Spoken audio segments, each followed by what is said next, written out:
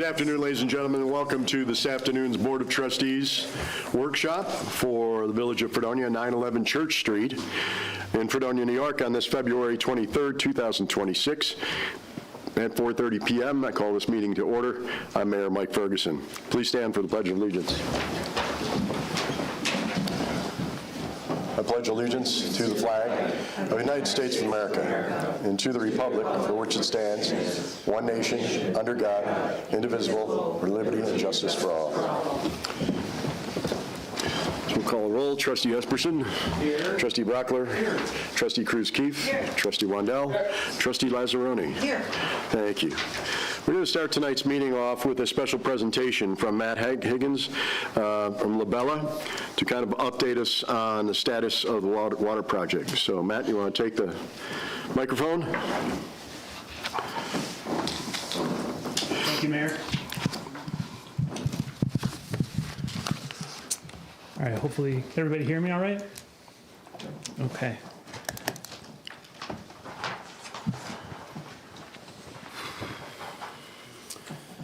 Okay, good evening. My name is Matt Higgins. I'm a civil engineer with Labella Associates. My home office is over in Rochester, but I'm out this way quite a bit, and have been particularly for the last couple of years while working with the village on various water system improvements projects.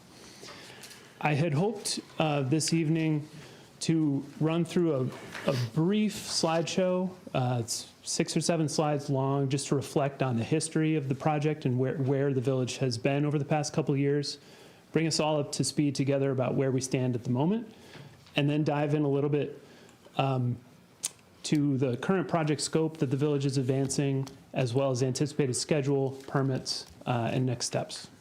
So if that sounds all right, I'll get going. I'm also joined here this evening by my teammate, Andy Smilinich. Andy's going to join me and chime in to talk about construction phase services when we dive into the contents of the handout. So thank you again for inviting us here. I'm going to do my best to zoom in a little bit so folks can read this in the room. But thank you, Chip, for the help sharing this by Zoom. So this project was initiated by the village back in 2022, late 2022. So we are over 3 years into it.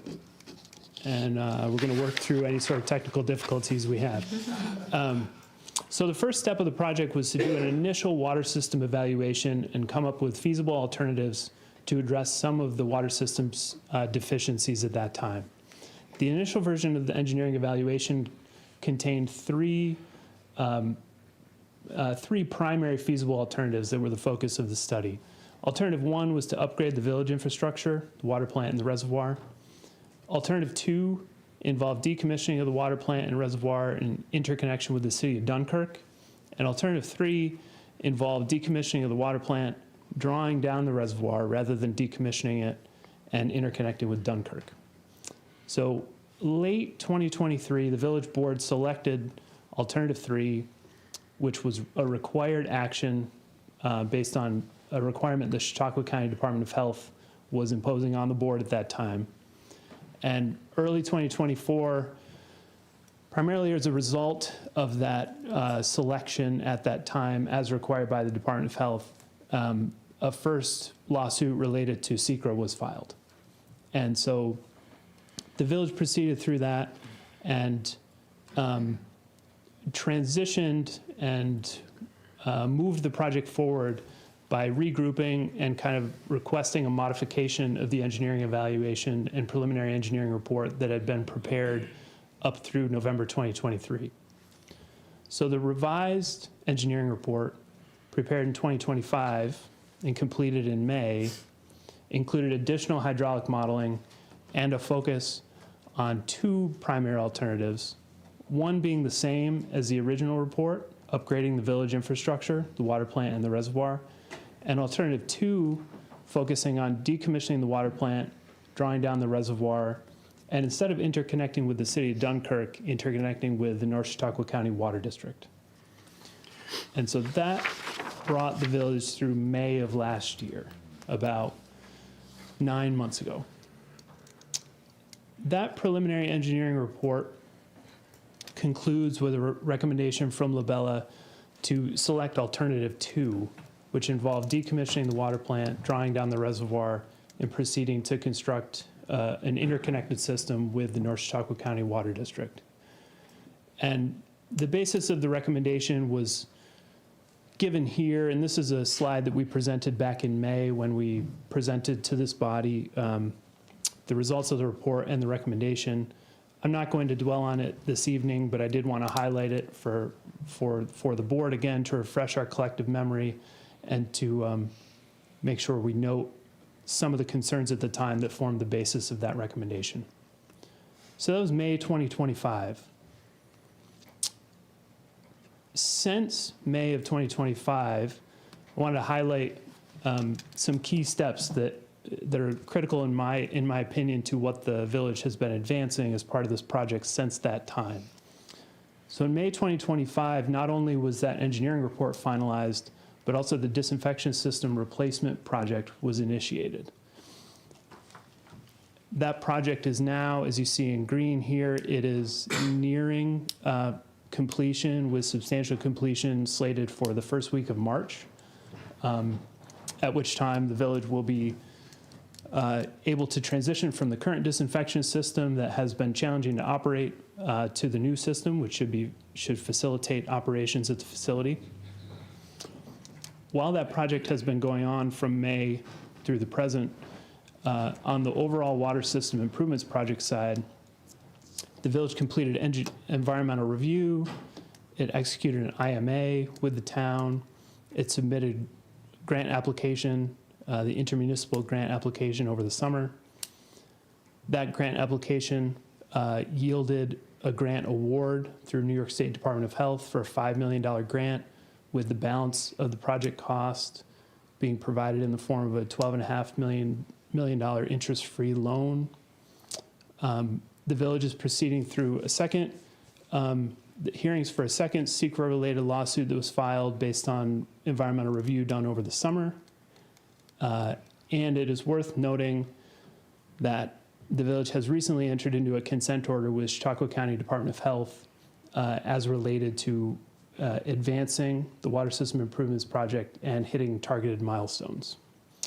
So at the moment, all of that's ongoing, and the village advanced procurement related to engineering services for the water system improvements project and received qualifications packages back late last year. I believe they were due December 30th, and based on that selected Labella based on qualifications and is working with Labella to finalize scope and schedule and such, and hit the ground running with the water system improvements project early this year. The scope of the project is to, broadly speaking, interconnect with the North Chautauqua County Water District. That will involve, or is anticipated to involve, construction of 3 new interconnection structures. These are structures meant to facilitate the entry of water from the water district into the village system. There will also be an opportunity to provide chemical addition to make sure water quality from the water district flowing into the village is of the quality that is compatible with the village distribution system and obviously of high quality for village residents. It'll also be, there will also be involved considerations of water metering, control valving, and there will need to be some access easements or land acquisition considered as the village finalizes locations for those structures. There will also be a series of 7 pressure reducing valve vaults. You can see in the figure at left, the northwest part of the village is green, the southeast is blue.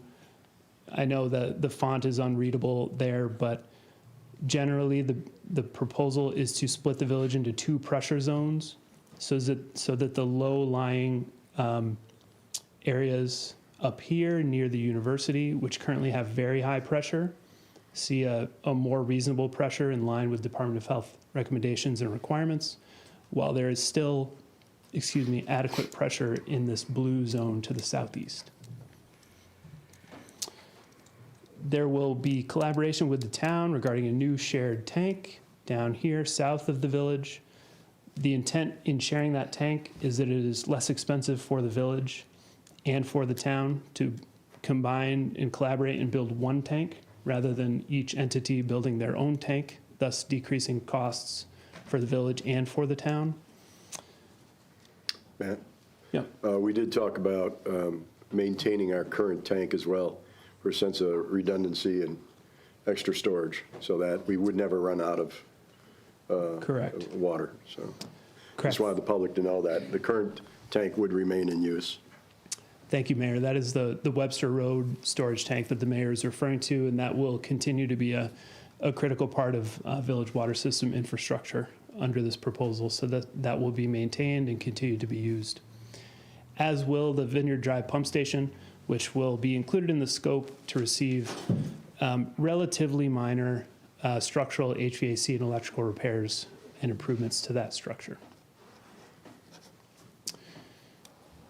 Some final inclusions in the project scope before concluding this slideshow are that to make this all work and to make the two pressure zones function as intended, there will be modification of existing water main along Water Street and attempts to reuse existing water main for new purposes and to decrease costs, likely with a proposal to line those water mains and adjust services as needed to residents along that stretch and to side streets along that stretch to facilitate this reuse.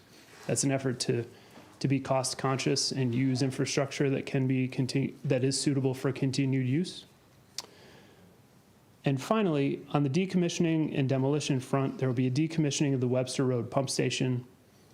Again, as the mayor noted, a maintaining and a continued use of the Webster Road tank, a reconfiguration of the piping and valving in that area to facilitate that working as intended, and a decommissioning of the water plant.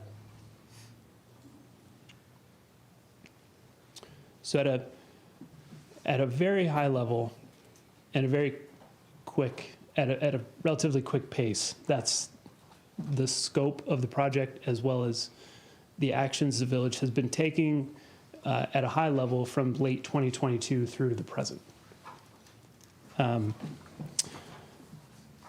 Before continuing and looking from the present on into the future for the scope and anticipated schedule of the water system improvements project, are there any questions from the board or the mayor? Matt, can you quickly go over the total cost that for alternative 2 that was adjusted based on the Department of Health letting us know that it's not necessary to destruct the water treatment plant, that we could do that at our leisure as long as it's not capable of being our water source anymore? How that impacted the overall price of the project? Yes. So the cost estimate, as was shown on one of those slides, I think that I scrolled through very quickly, was an estimated total project cost value of $17.5 million.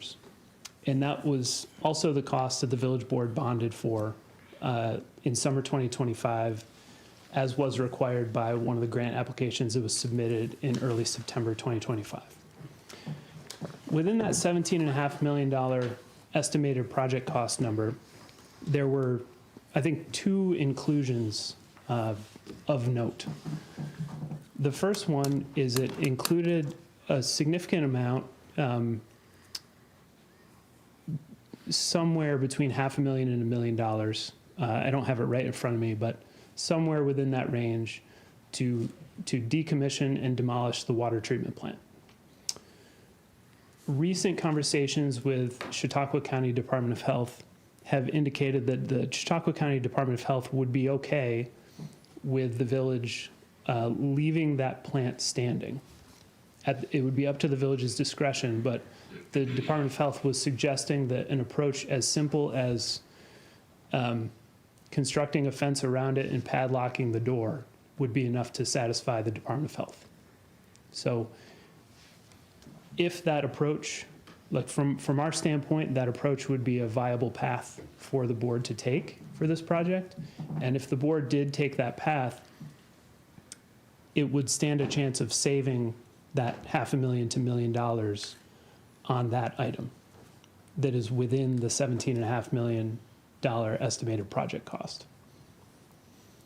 The second item of note within that $17.5 million that I believe will be removed is there's currently an amount exceeding $1 million for construction of a tank or a contribution of a capital investment in the shared tank with the town.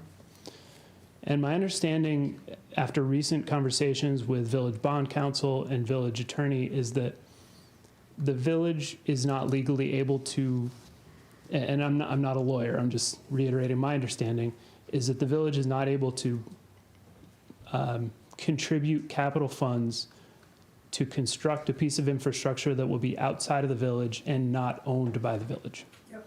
And so instead, what I envision would happen there would be as part of the intermunicipal agreement negotiated between the town and village, there would be some inclusion of a user fee that the village pays to the town to share that tank. But that is a subject for future negotiation between the village and the town to the board's discretion. Those two items, the demolition of the water plant for somewhere between $500,000 and $1 million in the estimate, and the construction of a shared tank, which had a budget figure, after adding in contingency and such, exceeded $1 million, would actually be items within that initial $17.5 million project cost estimate that, from my vantage point at the moment, would not be needed. And so that 17.5, after subtracting those items, would be south of 16 million. Did that explain it? Yeah, it did. Trustee Thank you, Esperson? Matt. Thank you. Thank you. Matt, I would also like to ask you to highlight the, well, your scope before and how far it goes in regards to the reservoir and the existing dam and spillway and the retaining wall. Sure. Thank you, Trustee Wandel. The $17.5 million worth of funding that the village has been awarded to date in the form of a $5 million grant and $12.5 million interest-free loan is from the New York State Environmental Facilities Corporation. And work associated with the dam, the spillway, the reservoir is cannot be funded with that $17.5 million. What the village will be doing as part of this project would be transitioning that reservoir from a source of drinking water to no longer being a source of drinking water, and thus New York State Environmental Facilities Corporation funding cannot be used toward that work.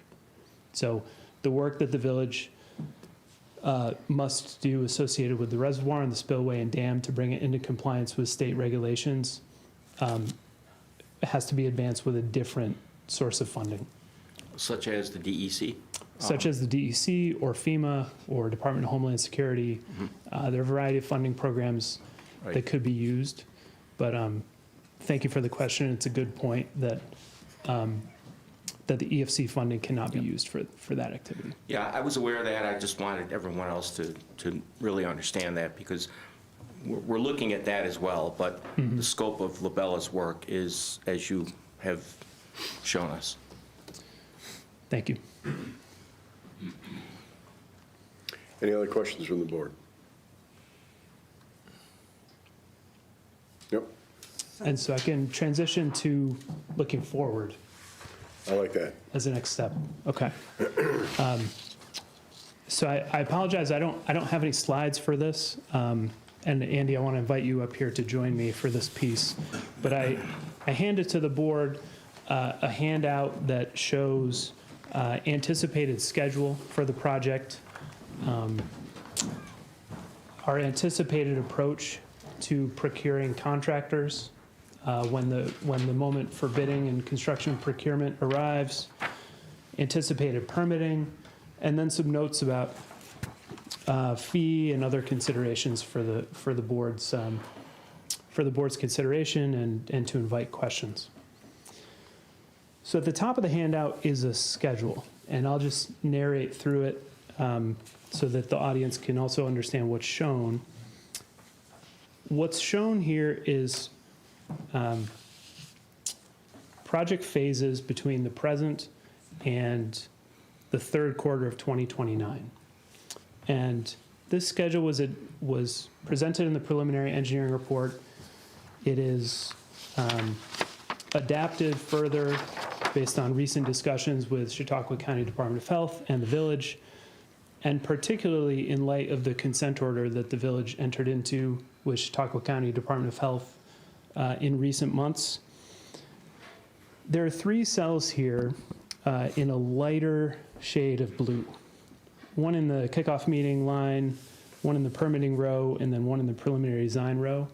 And I should have used green or something, an entirely different color to note those, but those are a slightly different color of blue because they are deadlines per the consent order for completion or accomplishment of a certain task associated with the given phase by that date. So what you see in 2026 is a schedule that includes obviously kicking off the project, collecting data.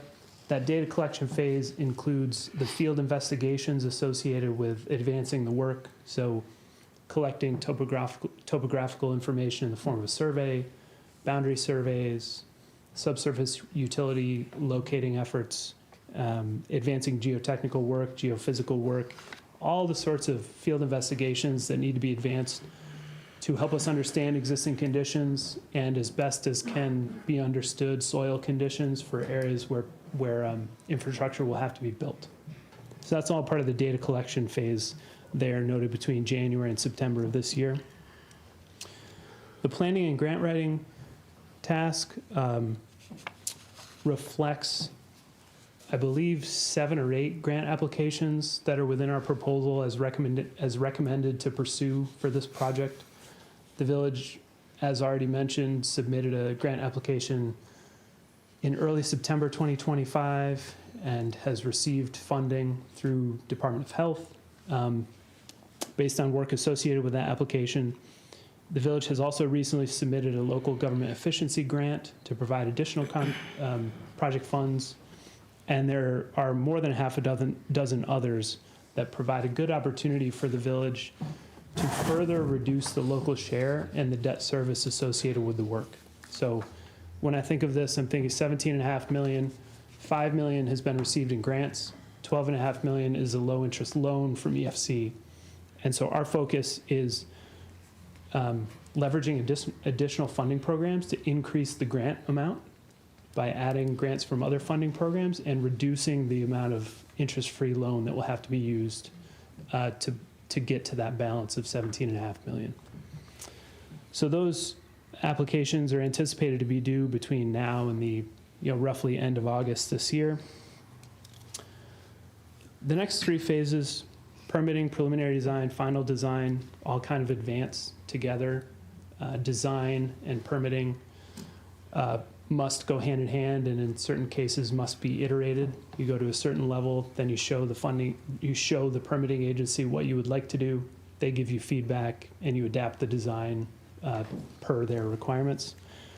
At the bottom of the first page, I've noted about a dozen anticipated permits and approvals from agencies ranging from Department of Health to funding agencies to DEC, local entities such as planning boards, Department of Transportation, and other permits that are anticipated to be necessary to advance and construct this project.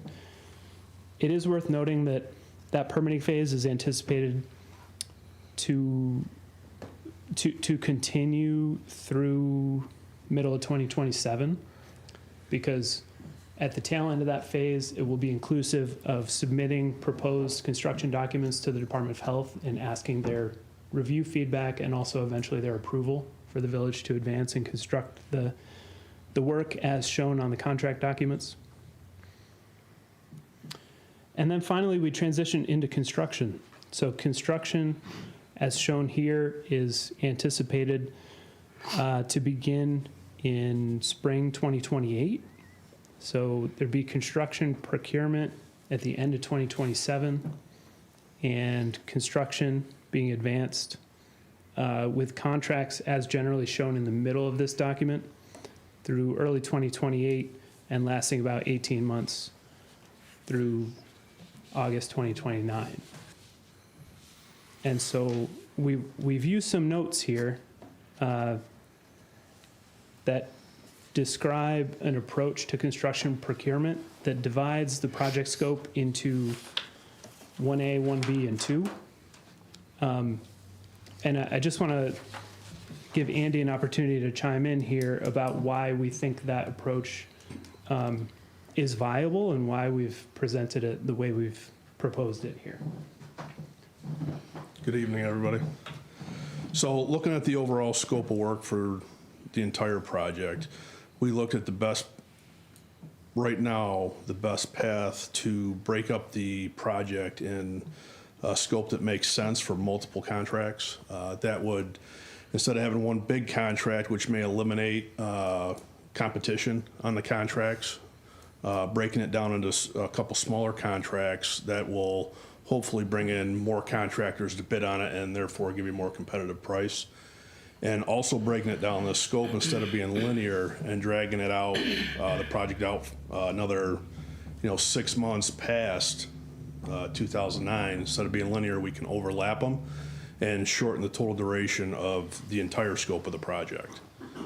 So hopefully that's our plan as of right now as we develop the scope and the path forward. That may change a little bit, but that's kind of the way we're looking at it now. Thanks. Andy, Go ahead, any questions? something happened in the previous version of this where you had annotated 32 months to 18 months, and the update has 24 to 18. So you reduced that by 8 months? Oh, yes, we reduced it by not decommissioning the water treatment plant. Okay. That reduced the overall Gotcha. length of the timeframe. project by Okay. 8 months. Got it, thank you. Any other questions?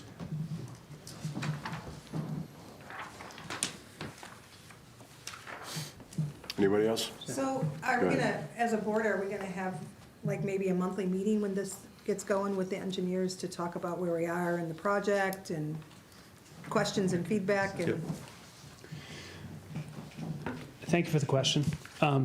We want to provide the level of communication that you're looking for. So we want to tailor our communication approach to make sure you feel like you have enough information about the project to understand where it stands, to be able to give input when you want to give input. If you don't want to give input, to still have a resource to look at, like a set of minutes to understand what is going on with the project. Often the form it takes is a month, and I believe this is what our proposal is based on, is a monthly meeting with members delegated by the village to meet with the Labella project team. So in some of the past months, past phases of this project, the board or the mayor has selected 2 members of the board to be the water committee. And those 2 members would kind of take the lead on the board's behalf to attend those meetings, to be in routine communication with Andy, myself, and the rest of the team, and then be kind of a conduit to the board. And then at certain intervals, perhaps quarterly or semi-annually, there'd be we would come and we would update the full board and invite, questions in a formal setting like this. But in general, we strive to provide the level of communication that you're looking for and make sure that you have opportunities to provide input and you have an opportunity to clearly understand where things stand and how things are going. And that was included in part of your proposal, attending a certain amount of board meetings throughout the course of the project too. So that's part of Okay. that's part of what we're paying for as well. So, Okay. yeah, that is included there. I believe that was 10 meetings? That's in your salary? 20. 20, but half of them in person. Is on page Oh, 3. 20, yeah, right, so half, 10? in person. And that's a great example. Thank you, trustee, for highlighting that. When we present to you a document that says our team is committing to you to be your partner and see this work through to the end, we are forced to kind of make assumptions about your preferences to some degree, and have that reflected in the scope and the fee that we propose. And we do our best in that type of document to present clearly the assumption that we made. So, for example, in that case, if you say, well, we don't want to meet with you virtually, we want you here every month for 20 months, or we want you here weekly for 20 months, whatever it might be, we can provide that level of communication. We would just, if it were a significant amount of additional time, we would just have to adjust our fee accordingly to make sure folks have the time to be out here. I just know how intense this can get when we start with contractors and change orders and everybody understanding what's going on in the project. I don't want anyone on the board to feel like they're not involved as much or as little as they want to be with this project. At times when I did a water project that was $5 million, we just scheduled a monthly meeting with our engineer, laid it all out on the table, and it was open to the public. We all just stood around the table and looked at the change order, and this is why we got to do this is so that everybody understood where every penny was going. Right. I just think transparency about the project is very useful in this case. And may I ask, was that during the construction phase in particular of that Yes. project? Okay. Yes. So Not that during the permitting and all that. Gotcha. But the further we got into the project, and if we didn't need a meeting, we didn't have it.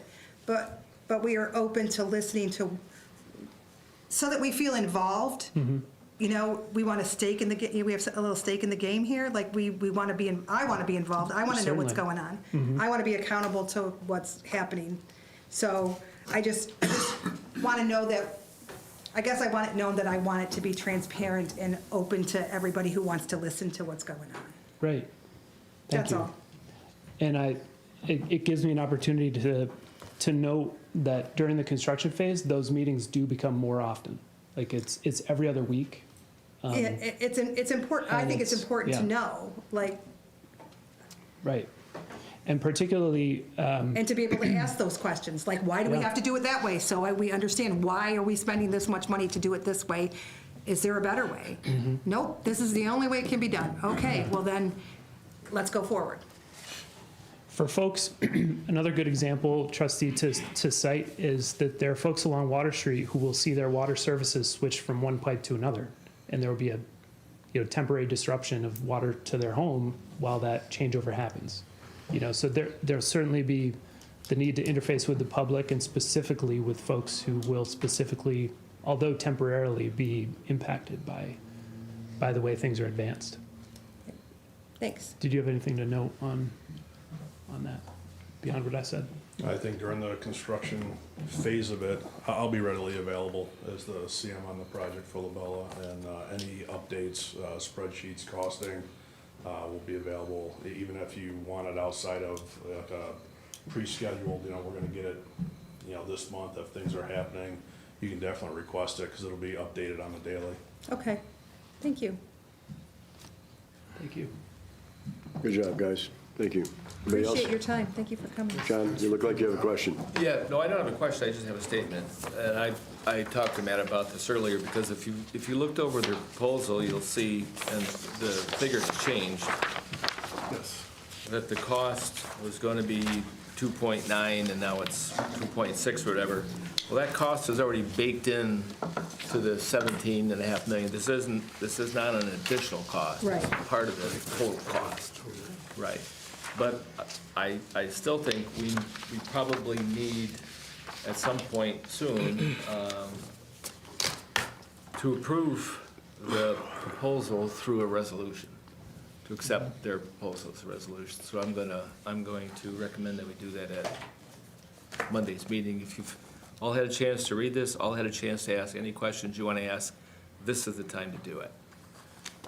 While they're available, while they're here, You know, we've had this for over a week, and I think the presentation was pretty thorough. So, you know, if anybody has any questions, now's the time to Well, ask I can them. always email you if I have a question before we vote, Yes. correct? Like if, now that you've been here, I'll read it again, I'll go back over it again, understanding where you, this is my first time, right? Like, I haven't, I Yes. mean, I saw you at a, outside of me being elected as a trustee, but as a trustee, this is different, right? So I did read the information, but now I'd like to go back over it again, talk to John or Paul if I have questions, but if I have questions outside that, can I email you? Please, yes, please call or email. Great.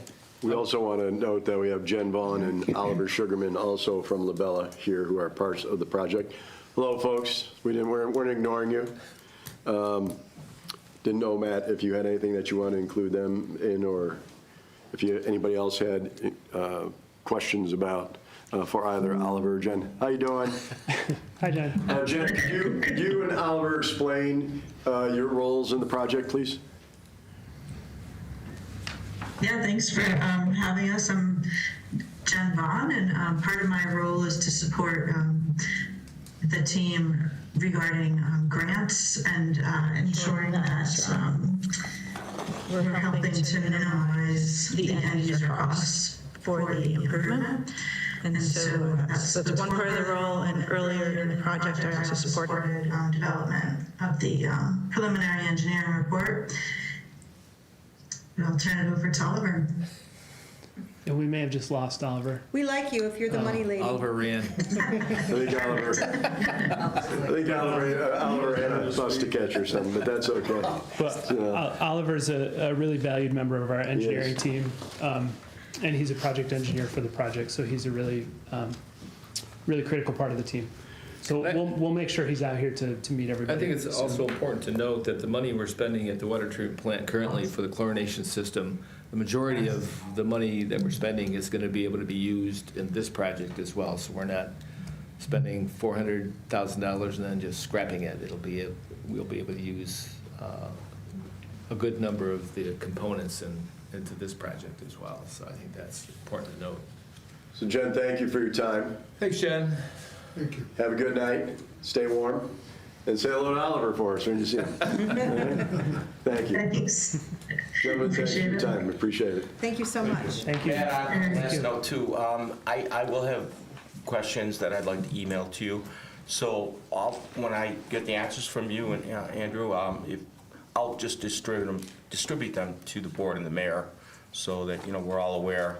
Because reading through, there was by the way, excellent proposal report. I thought it was very thorough, comprehensive. However, I did develop some questions. So I'll just, as you respond to it, I'll just, relay that to the team. Of course. Yeah, thank you. Thank you. I really, we really appreciate the opportunity to be here, the opportunity to partner with the village on this project. And please know that we're sincere when we say we invite the questions, invite the phone calls. We want to be very approachable to you as this gets rolling. Thank you. I've had the pleasure of working with Matt now for probably 3 years, and I don't think there's been a time when he has not been approachable and No, answers exactly. gets back as soon as possible. All good stuff. And we have those monthly meetings, and I learn more in Paul's report than I normally did during the meeting. It's that thorough. Yeah. So Yeah, and, he covers it really well. It's about details. I mean, when you encounter an engineering project, as Leanne, I'm sure knows, there's just a multitude of details. Yep. And Layers. And right, and questions evolve based on the details. So I think it's best if we do our best to catch as much of that up front, so we don't have any surprises, and we're all aware. Oh, we're all going to have Agreed. surprises. And so It's just the nature. the one question I have before sitting down is that if the board is okay with advancing this per the DOH's suggestion that you could take the simple approach at the water plant, then what I would do is I would revise that letter to just have some notes about we're going to leave the water plant as is, and then that document will be in line with the this updated handout that I sent. I think that's a discussion that we need to have, like what's the pro and what's the con? I mean, the pro is that we don't spend the money, right? But what is the con, right? Are we kicking it down the road for somebody else to have to take care of? What can we do to decommission it enough that we don't have to worry about it? I just think those are questions we all have to like consider, right? And I did speak with the Department of Health about that. And I think Matt covered it, that as long as we can no longer use it as a source of water, a fence and a padlock is fine. As far as pushing it down the road, there will always be grant money available for that kind of project. But if we could avoid paying for that now, and then some future board decides, yeah, we should probably get rid of that building. Well, let's make sure it doesn't become an Or- attractive nuisance that, the liability of having this empty building, Or just- whoever buys that property could be responsible Hey, for it. I'm all for And that. I am too. There you go. Okay, gentlemen, thank you very much. Okay, now we're talking my line of thought. Don't forget, be wary of the cows on the thruway now. Yeah, Thank you. thank you very much. It was very nice to meet you again. You guys don't have to stay. Somebody had You can released get back to cows. Yeah, Matt, so, Mayor? you don't have So to people stay. don't think I'm crazy. There was a news report that there were cows on the 90 No, I by heard Blaisdell that. today, I so, heard that. yeah. Mayor, I would like to go into Could be executive worse, session there before we were hear bison report. on 86 2 years ago, so. You can make that motion, yeah. I'd like to make a motion to go into executive session to talk about personnel before we hear the reports. Okay. Okay, well, let's go, can we go through the resolutions first? Is that okay? Or do you want to do it now? I'd like to do it now. Okay, do we have a second? A second. Trustee Brockler? Aye. Trustee Cruz-Keefe? Aye. Trustee Wandel? Aye. Trustee Lazzaroni? Aye. Trustee Jesperson? Aye. Gentlemen, if you excuse us for just a few minutes and you close the doors for us, we'd appreciate it.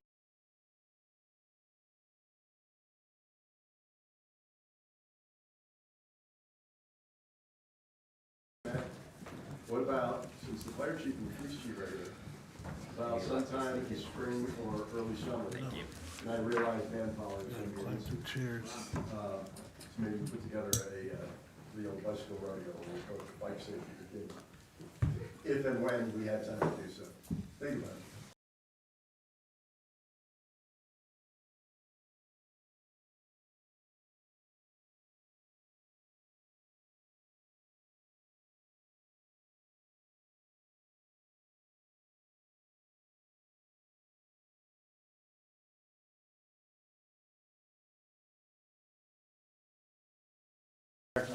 We appreciate your cooperation. Number one, H&K change order. So to my awareness, the only change was the dates. Is that correct? That's No correct. Yeah. change in costs So- or A formality, Right, but if we change those dates, then they don't have to stick to the $500 a day being over the project date, is that right? Was that part of the contract? Yes. That's a question we need to ask them. I wish, that's why they're doing it.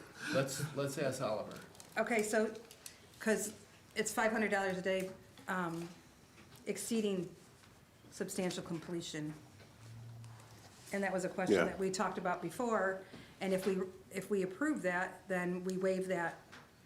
I don't care if you want to do that, I'm just saying that's what we're doing, and that needs to be clear, that we would be waiving the $500 a day. And it seems like we had that conversation, didn't we We did, have that conversation with Labella? yep. And it was,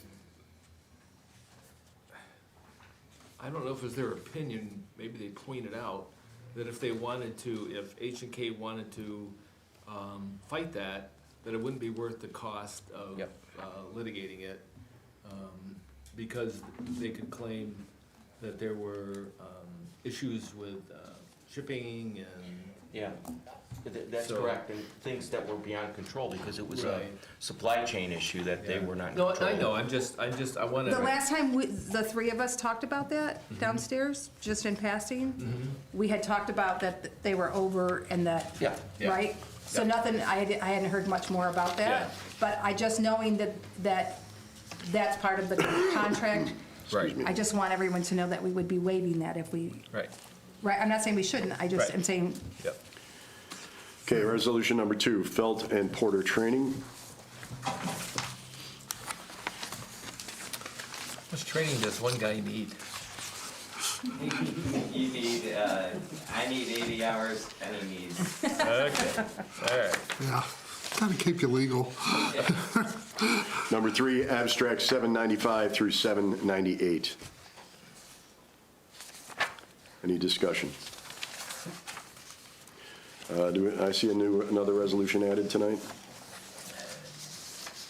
Got one here from Esperson and Wandell. It's what I do tonight.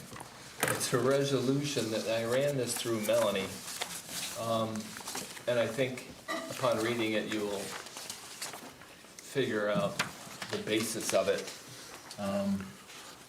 If we want to have that go into effect, if we approve it and want it to go into effect Monday, then we can approve it now. We can approve it at a workshop. Oh, Okay, before we go any further with this, I want to explain a couple of things. Before last week's meeting, I was struck with RSV, which for a heart patient or anybody is not good. Ended up at Brooks Hospital and called both media outlets here, local newspaper and radio station, to explain that I wouldn't be at the meeting. Had nothing to do with my attempt to thwart free speech, which, by the way, is total nonsense. The 3-minute, 5-minute rule goes back as far as 2015 and was signed and voted on again in 2018. Some of it by members of people who come here and speak to us and deny that it was in place at that time. We have our great village clerk here who was able to find those examples that it goes back that far. We also have this neat thing called videotape, which shows that it also goes back that far.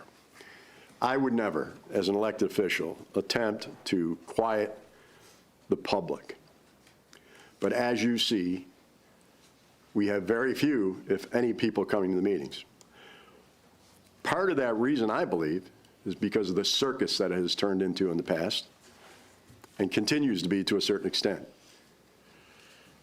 We had what I had read for the last 4 meetings approved by our attorney. It was written by our attorney. And unfortunately had to add things in here about people getting out of line and respectful manners and civil discourse and trying to act like, you know, shouting and outburst.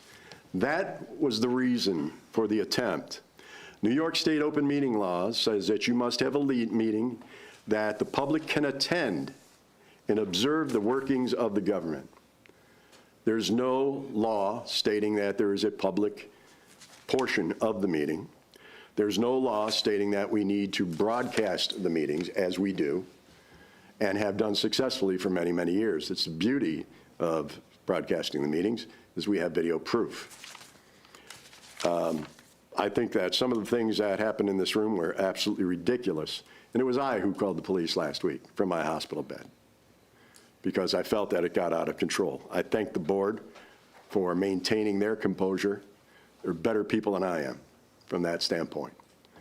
There's no reason for what happens, and I will say this for the last time. Every one of us has our phone numbers and our emails online. Tonight is a workshop. There are 14 days between meetings, between the official meetings, and nobody comes to the door. Very few people will call and contact. But when the television cameras are on, it begins. That was my sole reason. So those of you who reached out and told me I was lower than the president and all these other things and I should be strung up by my feet, which my family really appreciates, read the entire article, watch the meetings, and see what's happening. So I thank you for giving me this time. I thank the board for their patience, and I thank the board for taking care of last week's meeting. It was done very professionally, and I appreciate it. Department reports. Hold it. Oh, I'm sorry, we're still in the middle of this. Yeah. Go right ahead. So I don't know if everybody's had a chance to review it, have questions about it, you know, don't like it, don't want to go forward with it, want to go forward with it. I'm good either way. I think I- you're now I- giving 2 opportunities for Right. public comment. Right. Can we read this, John? or- I think- I'd like to suggest we read it, just so we're all on board. For sure. I just want to make sure that you guys Well, I mean, have read it. read it publicly now. Yeah, yeah. Oh, okay. Yep. And John, since you wrote it, why don't you read it for us? I gave everybody a copy to keep them for myself. There you go. We ask speakers refrain from remarks that are not germane to any action taken or contemplated by the board. Please note that the village board is not legally required to permit the public to speak at board meetings or hold public comment, although meetings must be open to the public under the open meetings law. A board meeting is not a meeting of the public, but rather a meeting held in public so those in attendance can observe the board discussing and conducting business. There will be 2 opportunities for public comment. The first opportunity will be strictly for action coming before the board at tonight's meeting. If speakers violate this provision, the board may immediately end that speaker's time and may also elect to suspend the violator's privilege to speak at public comments for a period of time. At the conclusion of the meeting, anyone wishing to speak about any topic will be given the opportunity. During this period, the proceedings will not be recorded or televised as public comment is not required. During each portion, speakers will be given 3 minutes to speak or 5 minutes of speaking on behalf of a recognized group or organization. Please also note that obscenities, defamatory statements, threats of violence, and not protected by the First Amendment will not be permitted during public comment. In addition, we ask that all individuals conduct themselves in a civil and respectful manner. Anyone engaging in disruptive activities such as shouting or other outbursts will be addressed accordingly. If there are disruptions, we may be forced to close public comment or remove disruptive individuals. I will note that Can I see this? Trustee Cruz-Keefe had an excellent thought that when speakers sign up, they sign up what they want to speak about that's currently in front of us. As we all know, that did not happen. Nothing that they listed was before us. Nothing that they listed was before us. So this is a way to try to alleviate that. It may work. It may go up in a ball John, of flames. if I may point out quickly that the previous note that we would read every night was written by previous administration stating that it must be a topic of tonight's agenda. Yep. And that has not been followed. So Yep. it's not this board's verbiage. It's Right. verbiage that's in place since 2015. Yep. So the first opportunity to speak is what the agenda is about. Right. The second opportunity at the end of the meeting is something that they need to come before. the Whatever you board. want to talk Okay. about. I Yep. agree I think with that. that's fair. Because I think that somebody has to, people that need the opportunity to come Yep. before the board about issues that don't have to do with the agenda, so that maybe we need to Absolutely. get it on our agenda. Absolutely. So that we can utilize this from, Yep. Ben, you had something to say? 2 questions. Yes, sir. One is the essentially consequence of removing their privilege to speak for a period of time. I'm not sure that we can or should do that. We can do that. That was actually added by Melanie. Okay. And the other is I object to the 5 minutes for groups. I think Yeah, 3 minutes 3 is minutes enough. across the board. If some group has something more, they should reach out in writing or by meeting with an appropriate trustee or with the mayor, and we can schedule them as a speaker the way we did with Labella here tonight. But we should have one time limit. So I told other people this after the last meeting. If you have something that is going to take longer than 3 minutes, send a letter to the board. Yeah, And then come and talk about your letter, because because we're all going to read your letter. some people are going to stand up there and they're going to go the 3 minutes and they're going to say, but what I have to say is really important and I want the 5 minutes. And then they're going to reach the end of the 5 minutes and they're going to say, but you shouldn't cut me off because I'm special. Well, Ben, let me explain to you that. You are, and we won't ever cut you off. There you That go. we have checked, and I've had very close friends who, you can't do this, you can't do. We are allowed, and Chief, correct me if I'm wrong, we are allowed, or you may or may not know yet, but we are allowed by law to arrest people for government disturbance, and you are allowed to ban people. I am not suggesting that for those Don't put that them would on the like to spot take like care of that. that. I am not suggesting that. I'm not taking it off the table. I'm not suggesting it. But my point is that is an option, legal option that is available to us. Nobody wants to stop people from publicly speaking.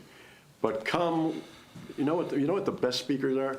Those that say, I have a problem on my street. Can you help me out? Here's a suggestion I might have. And I always tell my kids, if you have a problem, offer a solution, and we can talk about it. Yeah. But just to show up and talk about things that have been on this plate for over 30 years, that the people who've been in this room, some of you less than 3 weeks, some of us for only a year and a half to 2 years, when we're talking about issues that have been on this table for over 30 years, it's really quite hypocritical. So I am fine with Ben's suggestion. As 3 long as minutes and Yeah. not 5. 3 minutes, 3 minutes. Can I just, can we make it so that the timer is visible to the speaker? Because I think it was distracting for us to say, oh, you have 30 seconds.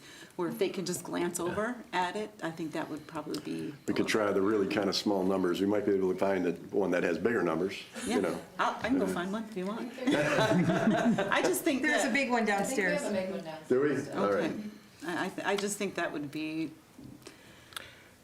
So, fair to the speaker. And I know how hard it was Yeah. last week not to give Mr. Drayo more time, but we really stood together as a board and didn't allow anyone to speak past the 3 minutes. I appreciate your Okay, assistance. can I ask if you're going to amend this, can you read it with the amendments so we can put it to a Yep. vote, please? Okay. Can it, just before that happens, I'd just like to say that it's a footnote that the Chautauqua County legislator operates this way with the two portions of public speaking. So for whatever that's worth. One Good of comment. Melanie's other suggestions is that we end the meeting and then do the second public comment period. The reason I did not want to do that is that we have to go into executive session while we've already ended the meeting. And also, if the meeting's over, then we have every right to get up and walk out, Yes. which would be a horrible look.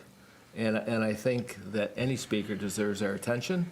And Yes. for Absolutely. certainly, you know, they deserve our presence here. Yes. So that's why I changed that a little bit. Okay? All right.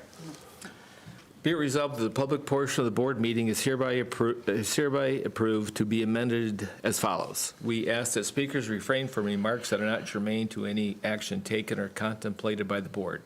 Please note that the village board is not legally required to permit the public to speak at board meetings or hold public comment, although meetings must be open to the public under the open meetings law. A board meeting is not a meeting of the public, but rather a meeting held in public so those in attendance can observe the board discussing and conducting business.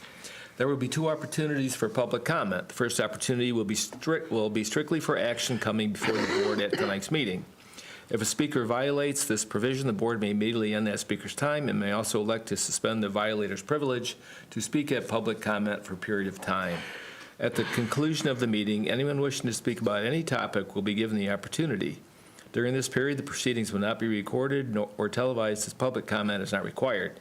During each portion, speakers will be given 3 minutes to speak. Please also note that obscenities, defamatory statements, threats of violence are not protected by the First Amendment, not be permitted during public comment. In addition, we ask that all individuals conduct themselves in a civil and respectful manner. Anyone engaging in disruptive activities such as shouting or other outbursts will be addressed accordingly. If there are disruptions, we may be forced to close public comment or remove disruptive individuals. Can I have a motion to accept? A second? Anybody? I second this. Trustee Esperson? Aye. Trustee Brockler? Aye. Trustee Cruz-Keefe? Aye. Trustee Wandell? Aye. Trustee Lazzaroni? Aye. I want to thank the board for their cooperation and their willingness to look at this and make a quick and swift decision. Thank you. Yep.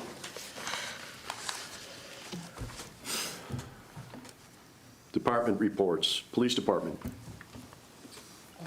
Conducted some interviews today. We had another one scheduled Thursday. It was kind of a busy week for us last week.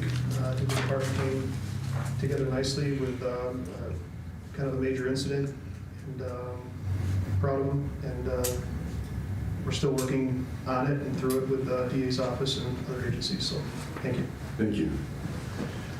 Fire Department. I submitted my end of month report. Big takeaway on that is we switched, as the fire service as a whole, switched from our old reporting, which was NIFRS, to a new reporting, which is NERIS, right? What does that mean? It really just means it's kind of digs deeper on how we code calls, which is good, right? Data out's only as good as data in, so NIFRS was an old system that was outdated, so the chart kind of looks a little different this month, right? Kind of breaks down things like fires, hazardous situations, non-emergencies, public service, where before it was just more broad strokes, right? So that's nice for us. Put in there for your viewing pleasure the participation levels as us being a combination department. updated the year-to-date cost recovery, right? So some things I add on that looks different from last year or last month also. I kind of wanted to add in other revenue things like miscellaneous revenue, so that's $12,000, right? What is that? That's things that we do, hockey standbys at the college, football standbys for the school, all kinds of things that we might generate. Not much, but it adds up. And then the town of Pomfret contracts in there, it says pending because we don't get that till March. So come April's report, that'll look even a larger number. So any questions on the report? Chief, I know I've asked you this before in regards to EMS revenues, and it looks like you're doing really good. You're at $379K. Yes, $379,848 is where we're at for the year through the end of January. So we're right on track to hit that projected, right, big word, projected. 550? 550 was the projected revenue.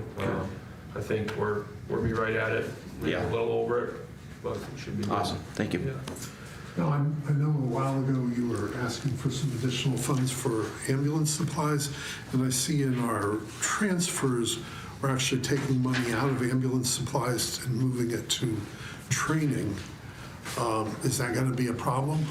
Well, I was able to get creative and lean on our volunteer partners for things to get us by for the rest of this year. Okay. Yeah, we're Just wanted okay. to make sure that we're not Yeah, no, agreed. crippling you. Yeah, no, thank you. And we're really gonna sit and look at budget time and make sure that we're funding the way we need to fund, and if we need to cut, then, I'd like to come back and ask Josh to cut, I don't want to cut your budget, I want you to cut your budget, if we have to, right? I don't know how many ambulance supplies you need versus something else, right? Thank you. Some other things to report on, the new tower ladder, it'll be here tomorrow. So it's been a long wait. I wasn't expecting it till next month, but the salesman called me and said it's here. Bryce Fisher, as you know, he's in medical school, he's doing really well. His grades are far exceeding where they should be, so I'm very happy with him. Same thing with Ryan Martin, he's at the Fire Academy. He's on week 3 this week. He's doing really good. He's good end of week reports we get each week for him. And then, did you want me to talk about our meeting last week? You can, I can, whatever you want. Go ahead. Okay. Last week we had a meeting, myself, Trustee Lazzaroni, Trustee Jesperson, and I almost called you Trustee, Alyssa. Don't you dare, she says. Kind of looking at our payroll over there, personnel over there. I brought up some concerns as far as that the folks are tired. It's getting to a point where it's dangerous. Certain things that were recently negotiated into the contract, benefits including personal days and paternity leave and all good things. However, they affect my ability to staff the fire station and staff what is agreed upon in that same CBA. So we agreed to canvass the list to see what was out there. We canvassed the list, came back as I expected, that we had no medics on it. So I deemed that list invalid. And I was able to put the feelers out there for some provisional hires, finding someone that is already a paramedic, finding someone that is at or pretty close to giving some type of reciprocity for the Fire Academy. We interviewed one individual and very happy with him, think he'd be a good asset to our team. Specifically talking about his training record, I would be more comfortable doing that in executive session. But I found someone, looking at the budget. I sent you 3 an email today. I mean, the numbers speak for themselves. It's a huge savings when you look at the rest of this year alone, calendar year, not fiscal year. But not only that, but it's just a stance of we know people are going to be out on long-term leave. We're already down someone. I can't recommend to the board that someone works a 90-hour week. It's not safe. Jeff, do you want to discuss how that person will be utilized? Yeah, so It's right there. It'll be- Yeah, it's right there. perfect time, we time that out. So this potential 13th hire would be a full-time employee. They would be what's called a relief firefighter. So that firefighter wouldn't have a year's worth of schedules like these folks are used to. They would get a schedule released at the beginning of, or the middle for the next month, right? So work period 7's schedule, they wouldn't know their schedule till the middle of work period 6. When I looked at, okay, this person wants leave, this person's going on a paternity leave, whatever the holes exist, that's their schedule. This is very common. We're a small unit, right? 12 full-timers hurts us when one person goes out. We're looking at 3 people going out for paternity leave all at the same time. So, we're forced with tough decisions on, do we allow that, which it's a very slippery slope, right? Or do we do what we have to do, which is hire another person? So that's what that firefighter would be used for. It's beneficial for us because we can schedule them whenever we need them. So does that answer your question? Yeah, that's, thank you, Chair. So, it won't relieve all of our overtime issues, but it certainly will plug a big hole in our overtime issues. And I thank you for your due diligence on all of that, and it's been great working back and forth with you about this. I think that, and John, thank you for all the meetings too. The guys are doing a great job over there, and I know they're tired, right? So it's the least we should do is try to, everybody loves overtime, but not all the time, right? Yeah, no, it's just gotten too much over there. And unfortunately, it's what's agreed upon between the village and the negotiating body over there. So it's not like I cannot fill seats that are needed, right? So we'll be looking at proposing a resolution next meeting to hire. Yeah, let's get that on the agenda. Yeah, so, yeah. All right. Anything else, Chief? That's all I have, thank you. Before we go on to DPW, I want to thank Police Chief, Fire Chief, and Dave Bird. They've been running the emergency management team that we talked about.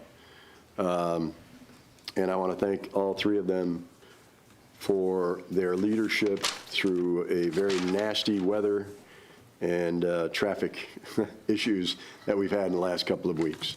It was a little trying for some of the neighbors to try to get around the neighborhood there with the closures of Temple and Central and all the other things, and of course the weather played into a nasty situation too. So thank you for all 3 of those members of the emergency management team for your leadership. I want to say, if I could say one more thing. So Josh, Dave, myself, Alyssa, and was that it? Had a meeting. Talk about some of the hydrants that are. I was there. Okay. Some of the hydrants that are Trustee Alyssa was there, not up to standard. They're not operable. Some of them aren't. And we talked about trying to pay for those through EFC funding through our already approved loan grant, and we spoke with Labella today, and we're going to have a meeting with EFC about that and about the Central Avenue project, so we're going to see if we can get that rolled into that as well. So stay tuned. Okay. DPW. Just one alibi about I saw you hold it up, so thank you. At that meeting, we finalized, myself, Sergeant Myers and Dave, we brought up kind of like a notification. It seems like one of the shortfalls of when an event happens, how can we better get the people that need to know notified about it, right? So basically going forward, there's a chart that we can share with everyone, but the police desk will make notifications that a department head will start that process, right? So an example, I don't even want to say the word, let's use travel advisory. Okay, yeah, let's skip the first one. So if a travel advisory, right, Dave, myself, or Greg, one of us could just call the police desk and say, hey, we're putting a travel advisory in, can you make the notifications? And all that dispatcher has to do is look on that, and they know who to call, and there's two different columns. There's positive contact columns, right? So 2 o'clock in the morning, they're calling me or calling him versus, they're not going to wake a trustee up till the next business day. So we're going to try it out. Could work great, could not work, right? But we don't know until we try it. So I love the communication, I love that. And what needs to be a physical phone call with an answer as opposed to a text message. So the call is made until somebody answers the phone as opposed to certain situations it's a text message saying this is what's going on. So Love it. We won't be answering questions. It's just one-way communication. Advising of, This is what's going on. Yes. You're being notified, stand by. yes. Yeah. More information to come. We've got it all under control. I like it. Oh, yeah, DPW. Oh, lots of stuff going on. St. George did finish the project up on Temple and Central. What we found when we got in there was the water main break not only destroyed some of the clay pipe that was down in the ground, but the fact that the clay pipe was probably from the 1860s or 70s. What had happened was the bottom of the clay pipe, which was a 12-inch clay pipe, had collapsed. So what you had was a round top and a flat bottom, which was why we weren't able to water jet out the debris and get it back open again. So they were able to, they started and were able to join at the bottom underneath the water break, and they were able to work their way all the way up to Central Avenue, just outside of where the road started, and connect a good pipe on both sides. So we have that repair fixed with PVC piping. It's a good solid repair and should not need to be replaced in the road anymore. So in places that pipe was 16 to 17 feet deep. Yeah, it was quite an endeavor, put it that way. Yeah. When the weather got nice last week, we started a preliminary search of the playgrounds. Wanted to get the picnic tables, benches, that stuff in and looked at, started to get repairs on days when it's raining, that type of stuff. And looking at the Gardner Street playground, the activity building has settled over the winter time. There's a major crack down the block. The building is not safe for use at this present time. So we haven't been, there's no plan in place right now because we don't know how much more it's going to settle, what's going to happen. But right now that building is not safe, so I'm just bringing that to the attention of the board. Do we need to post it or? No, it's cracked, it's intact, there's a crack that's running down it. It's not in danger of falling in or out, but it's not one where I would have kids in it over the summer or anything like that type deal. So I'm sure there's some ways that we can maybe make it safe. Let's talk about that sometime this week because summer rec's coming up, plus we have rentals and everything coming up, so. Yeah. There is some fascia on the back of the building by the emergency entrance to the Opera House that has fallen off. We picked that up. It's in a secure location over in our yard. At some point, the Opera House is going to want to replace that, so we have stored that for them, and that is safe. Is that the stone? The stone. I saw the stones, and I'm glad that the officer found it because I thought maybe that they hit it by accident, but they didn't. It was already there. But has that compromised the safety of the stairs at all? No, I don't think so. And those stairs are strictly emergency use only. Okay. They're a solid steel stair. I mean, the stairs themselves aren't great. They're a little bit rusted and whatnot, but they're safe. Okay. I mean, they support my weight, so I'm not worried about it. Thanks a lot. Well, it's more than just emergency because they load stuff there. So. Yeah, it's safe. It didn't damage the steps. It just it's off the back of the building, so I'm bringing that to your attention. Anything else, DPW? Oh, lots of stuff, DPW. We found at 2 o'clock today a cave-in point on Central Avenue between Maple and Newton. It was caved back in under the street. We don't know if it's a water leak, if it's due to the high amount of, at the same point, there's a water line, there is a storm sewer drain, and there is a sanitary sewer drain, all that run. Is that on the college side of the street? College side of the street, yes. Yeah. So we went out and did a road cut, made it bigger, packed it full of millings, and there's a cone on it for tonight. We're going to see if it sinks more overnight. Couldn't see that it was necessarily a water break because it wasn't anything bubbling up out of the surface. Might be a broken small hole in the storm sewers or something that's washing some of that out. So, with all the rain and everything going on, we'll have to see what happens over the next couple of days with that. Why, one other thing. You asked me that question. So, the streetlights in the village. When a light goes out, we are not the ones that replace those lights. We contact an electrician who then turns around and goes and replaces them, turns around and bills Siemens, and then Siemens, no? How's that work, Melissa? We're supposed to replace them. With- Or we have to contact someone to do contact it, but someone. we need to get, Water Streets is dark, Yeah. very dark. We have we have to get quotes though. Yeah, before so we- there's several lights that are out, we're aware of them being out. There's also, because some of these lights were placed on the poles that belong to National Grid. When National Grid replaces a pole, they take the lights down and they will not put the lights back up onto their pole because they're not their lights. So there are a couple places where the lights are down, they're sitting at the DPW, and there's several lights that are out, but it's not, I can't just go out and change the bulb on the thing, it's not that simple. So we are aware of them, we have a list of them.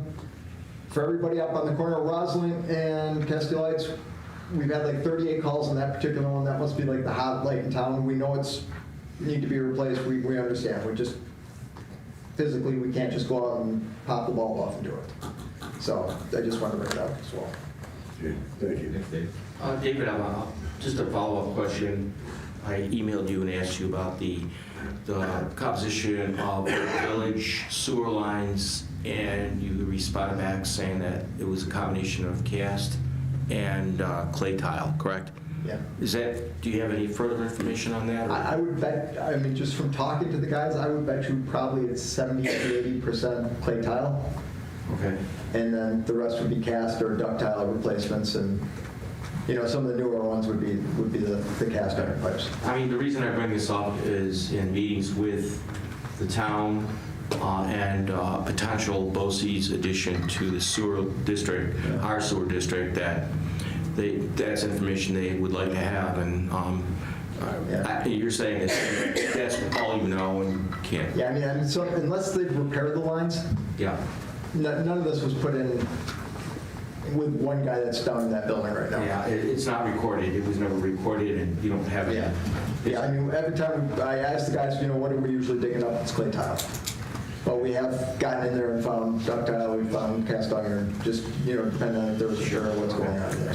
So. Dave, you can also do me a favor and update yourself in the last, maybe you already have, about the last 72 hours, New York State has been changing some of the rules of the game on lead pipe from the street to the house. We have a meeting at update work. ourselves We on have that. a phone meeting tomorrow at 1 o'clock that I'm going to try to attend on that. Okay, good. So, all right, if I'm available, I'll be happy to join and just to update myself as what's going on. I don't know who's allowed to be on that meeting, to tell you the truth. It's an invite thing through supervisors. I don't know if they're including me. Oh, gee, okay. So. No mayors or anybody like that. All right. Yeah, I'll see you tomorrow. Thank you. Code enforcement. We have a zoning board hearing on March 10th. It's one area variance, and then Aspires got their application in for a use variance at the WCA home, so they'll be heard that night for a use variance.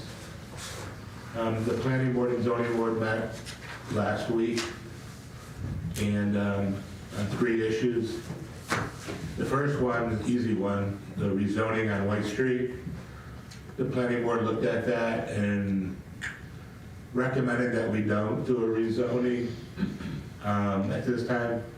One, it would be a little bit expensive because they would really need an attorney and maybe an engineer or a planner here with us to do that, and the map would have to be changed. Secondly, the houses there are legal. I think there was one issue a while back, and that's because there's a section of law. It's not that it's in it's not the C1 district. It's because you can't have any living space on the first floor in the C1 district. What do we mean? All of Main Street. So that is what the variance was for. Has been for people going for variances in houses. But that's got a mix of uses on that street. You got businesses plus commercial rentals or rental properties. So the board just felt that there was really no need at this time, that the houses that are there are just pre-existing non-conforming houses and can stay as long as they're there. Again, it was just for one that wanted to get converted from a business to a house. It's because of that one section of law that says you can't have any living space on the first floor. Not that it was in the C1 district. So they really kind of felt that there shouldn't be a problem there. So they moved on from that. I guess I'm confused. How can you not have living space when you have homes there? Well, the homes are existing. They're pre-existing homes. They're fine. Right. This is if you went from a business back to a home is when you can't have living space. Like if you wanted to put something on Main Street, you couldn't. We want to make sure we don't want to have living space. So we'd rather have an empty building sitting there with no businesses that want to be on a side street as opposed to changing the law and making it. Well, the zoning board has never denied a variance to go back to a house. We've had one on the corner of Lambert that was done. If you're referring to the one that's across the street on Day Street, there's a little history to that one. That gentleman came in and spoke to me prior to buying the house and was told that he couldn't put living space on the first floor. He could have it on the second floor, but not the first floor. Well, he went and bought it anyways, and then decided to go for a variance. Well, it's now not a hardship. You knew the law, and you went and bought a piece of property anyways. So the zoning board denied it. He went to Supreme Court, and the Supreme Court upheld the village's decision, and it was just denied. And he can have a business in there. He just got to find the right business to have in there. But that's the only one that was ever denied when the two boards spoke. Everything else that's been in front of the boards were approved if it was a house. So again, I don't know if it's necessarily a real big issue to take on that expense with money being tight because the zoning map would have to be remapped and stuff to show those changes. Plus, if you look at the map, there's other areas that have single-family homes and two-family homes that are in the C1 district too. We would be doing them all or just one on White Street. So that was one of the concerns. The other one was the sign law. The zoning board and planning board about a year ago had a joint meeting and redid the sign law, and it fizzled. We sent it off to the attorney, and then we don't know where it ever went after that. But I wanted to ask you about that. Do you have a copy of the one that you sent her? We don't, because for some reason when our computer was wiped out. So when it was done, a lot of the information was taken off our computer, and our clerk now has to redo all that information. We're hoping that two of the members that were on the planning board still have their copy. And if not, there's one member that's on the boarding board that had everything on his computer. But he's no longer with the planning board, so. But we're trying to locate that law. But nevertheless, we want to tweak it a little bit more to allow certain other areas. But they did meet, and we did change that law, or we didn't change, we did recommend the board to have a public hearing to change. Do you recall about when it was that you sent it to the attorneys? Yeah, it was like last year. Well, no, because the planning clerk was different, so it was probably like 2 years ago. It was probably 2 years ago or so. So it was a while ago, but we did make some recommendations and some changes to that law. But now I want the planning board to actually go back in and look at it some more, and maybe when it gets closer to the districts down here, the C district down here, is maybe identify the intensity of the signs, how many times they complained to lighting on them and stuff like that. Because they really kept to what was in the C2 district.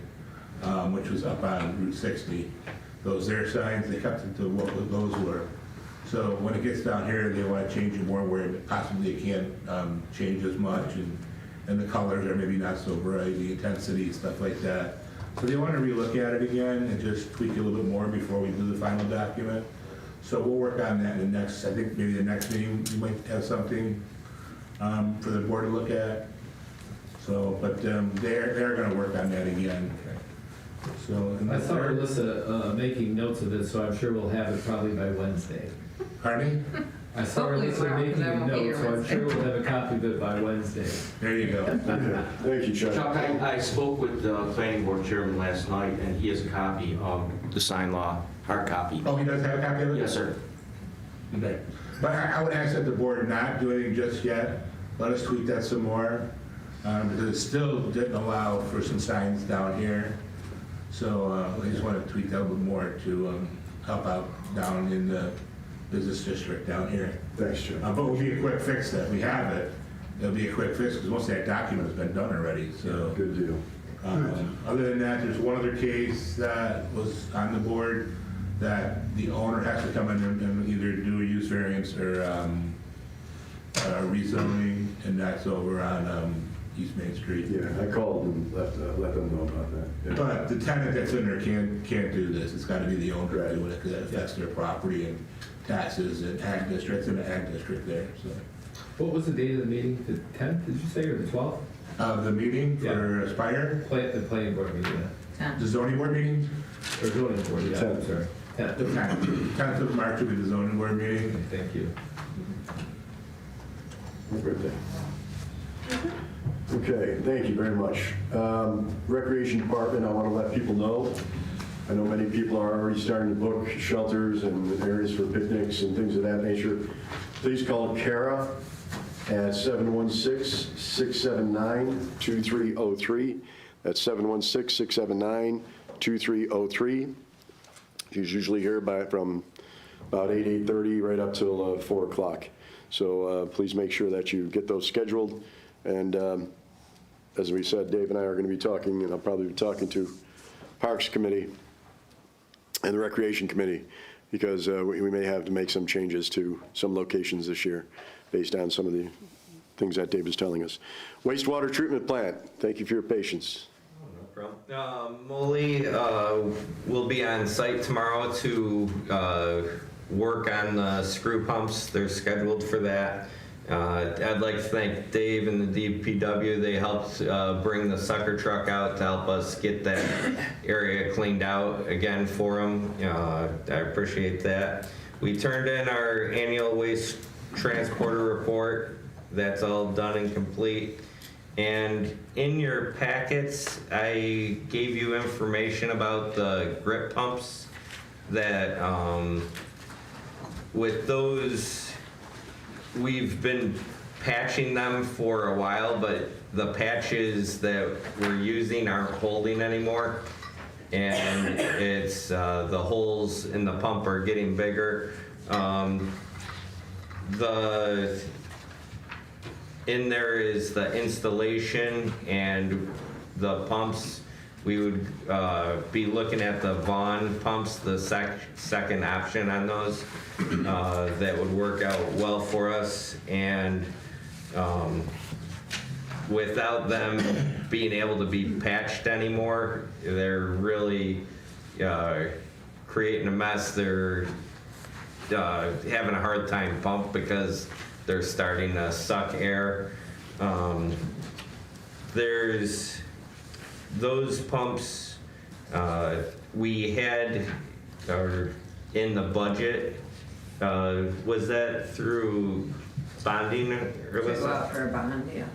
Yeah, in this year's budget, there's, with the engineering study that we're doing and with the condition of the pumps, I was talking with Wendell about the possibility of being able to put them into a future grant. Like, also in the packet, there was a brief outline of how we would proceed with that if we wanted to go in that direction with that. So. How long do we have, Dave, before those pumps are just gonna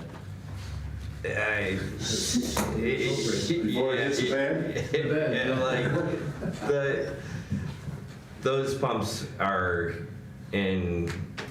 original pumps in very rough shape. We were trying to keep them along so we could get them lumped into a possible grant funding project, and we don't have much time. It's Well, if you bond it, then you can always apply for grants to pay for it. yeah. Anything else, Dave?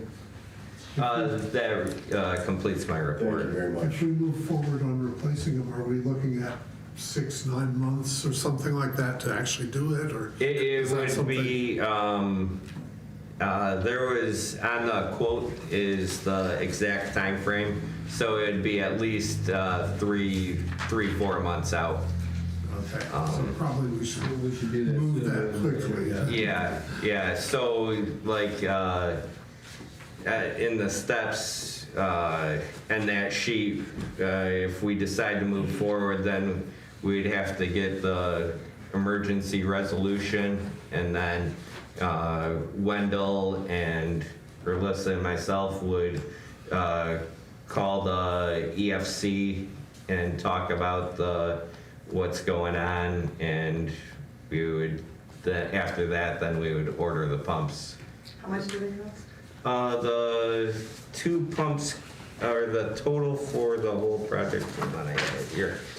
The 2 pumps and the piping and the installation would be $135,314.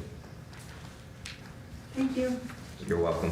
Thank you. I just want to say too, I've been working with Dave on this issue, and it's critical situation, mission critical to the operation of the plant. Yes. Original equipment, 1978. They should have been replaced a long time ago, but here we are again, right? So I advocate that we seriously consider doing this sooner rather than later. I want to make an explanation too, because there's a lot of W's flying around the room. Paul Wendell is an engineering firm that's working with Dave. So when you hear Dave talk about Wendell, it's not Wandell, it's an engineering firm. So thank you very much, Dave, for your report. Last but certainly not least, water treatment plant. Lewis. I submitted another training request for the April seminar in Saratoga Springs. The hotel that I was gonna be at got booked out, so I had to go get a different hotel. It's a little more pricey, so, That stinks. yeah. No, I hate it when you go to work and we gotta get booked out. For Monday, please. Yes. Also, I was just trying to clarify what we plan on doing with the down telephone pole and the reservoir and the lines. You asked for an updated quote. I presented it a while back. I haven't heard anything what route we want to take. But we do have a down power line that's... It's in the reservoir? It's at the reservoir, but it's down, it's off, I mean, it's offline, but it's... Yeah. It's on the road coming up. Correct. Reservoir, not in the reservoir, but yeah. And that road leads- I know what you're talking about. So we talked about burying lines and. And it seemed like burying the lines is probably the way to go. Right, so the trees don't keep knocking them down. Yeah, because that seems to be a repeating occurrence. I believe you. Which lines are those, National Grid? No, they're ours. They're after the meter. Oh, okay. You offered us that quote a few months back, right? Correct.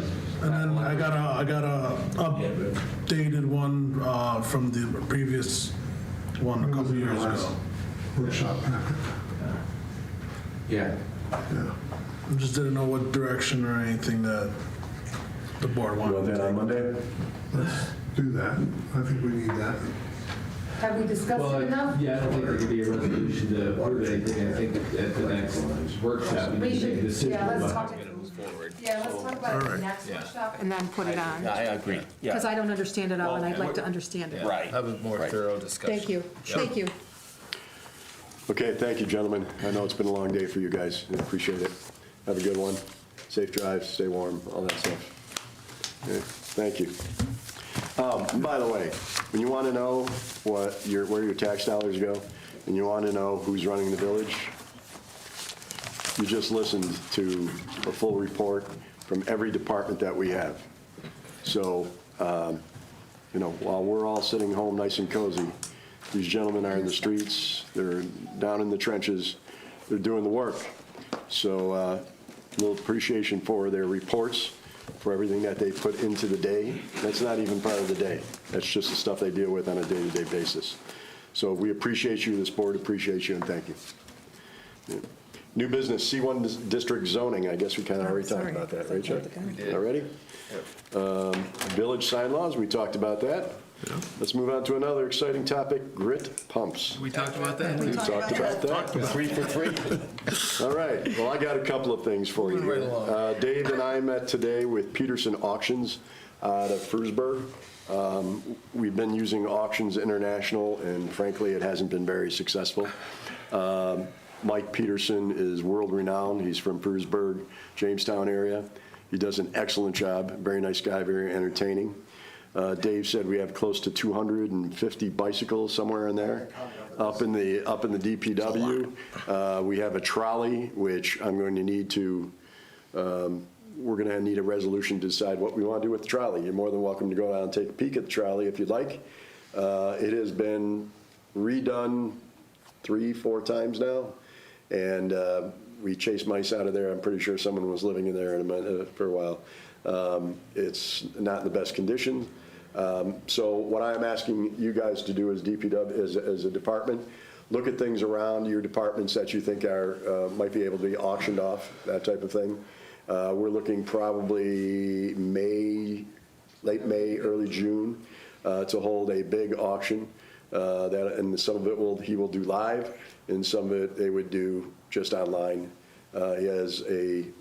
He said actually his success rate is there's more money online than he does in his live. And he's got a good track record for it. So he's going to send us a contract that I will present to you for your approval, and we'll kind of go in that direction.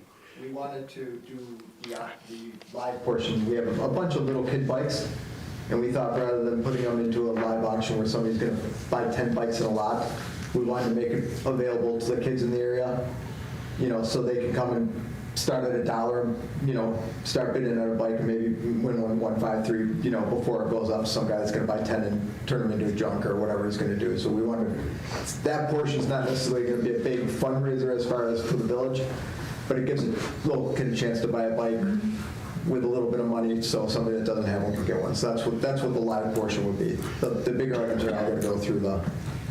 I love that. Yes. So Chief, you guys, police cars, anything that I know you're kind of down to. So that we can send out something on school kids. So we'll get together with you as well. Okay. Let's let these guys get home and enjoy your families. John, did you want to talk about the Glasgow? Did you have a chance to Well, call? I'm not done yet. Yeah. Oh, I'm sorry. I thought you were. I have a letter from New York State Parks, Recreation, and Historic Preservation. It said, Honorable Michael Ferguson, the Mayor of Village of Fredonia, Middlesex Gardens Apartment Complex at 343 Central Avenue in Fredonia. Dear Honorable Mayor, we pleased to inform you that the property noted above will be considered by New York State Board for Historic Preservation at its next meeting on March 12, 2026 for the nomination of the National and State Registers of Historic Places. These registers are the official list of properties that are significant in history, architecture, and engineering, landscape design, and culture. Listing in the registers provides recognition of our national, state, and local heritage and assistance in preserving it. Enclosed a copy of the criteria under which properties are evaluated for listing. I won't go through the entire letter. I'll make a copy available to you. If you wish to comment on whether or not the property should be nominated for the national and state registers, please send your comments to SHPO at the address below. Comments must be received by March 11, 2026 in order to be considered by the State Board for Historic Preservation when it reviews the proposed nomination. Signed by R. Daniel McKay, Deputy Commissioner for Historic Preservation and Deputy State Historic Preservation Officer for New York State. John, you want to talk about a couple things there? Under old business, yeah. We're ready to go to old business? Okay. Can I throw something out real quick, John? Yeah, go ahead. Alyssa's daughter and Mikey Hawkins' daughter qualified for states in girls wrestling. All right. And they will be going this weekend. So hopefully we bring back some more gold medals like the U.S. Olympics we did, but I just wanted to acknowledge how great our kids are. Congratulations. Before we go to old business, can I jump in about something? Sure. Josh and I talked about this a little bit, but I have developed a form that would go out to department heads, and it would be an employee of the month application. So department heads would submit anybody in their department to be nominated for employee of the month. If you want, I can head it. They can send it back to my email. I can bring them to the board, or we can have a committee of a couple people and pick. Or they can all, everybody could all, they could all get it. Everybody gets 10 bits. No, just a little certificate, Yeah. and, you know, I think it's important that the guys that are doing the 100%. work that's not always recognized, get recognized, so. Thank you for taking that on. Appreciate it. That's a great So idea. I will, can I just send them out to a copy to Sure the you can. department heads, and Yeah. you guys fill them out, send them back? I just think it's important that everybody gets recognized. Speaking of recognition, we'll be introducing something this spring. You know, it's great to welcome the new businesses to the community, and it's exciting when new businesses come into the community.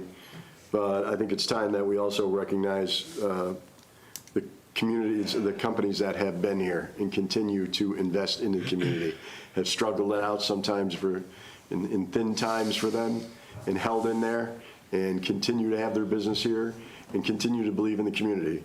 So I'm going to be presenting a mayor's award once a month to local businesses. We have some businesses that have been here. This year, DFT will have 125 years in this community. I know Fidel Enterprises with 31 years. Mancuso's been over 80 years. Others have been in the community for a long, long time. And I think they deserve the thank you from the community for that dedication to the community. There's a lot of places they could go and maybe even make even more money than they're making here. So we have people that work hard, and it's time that we recognize them. So good on you, good on us for doing that. With that, Mayor, you know, I know some people that do some really great charity work that live in this community, that do it all the time. I'm associated with some of those groups. They never get mentioned. Like, they're in the shadows doing great things for the people in this community. So maybe we can find a way to nominate just regular old residents, not business people, just people who are in the shadows doing the hard work. You got it.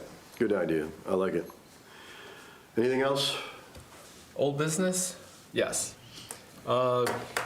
Last year, maybe, I don't know how long ago it was, we had Attorney King speak to us about joining the PFAS lawsuit, and we did that, and we got signed up. And we haven't heard anything in a while. I contacted him today, and he said they're filing their last, whatever it is they need to file, so it could continue. He said there's nothing they need from us. It's just a process they're going through. But I told him, you know, if you could give us an update every once in a while, that'd be great, so we don't have to chase you down. So he said he would do that.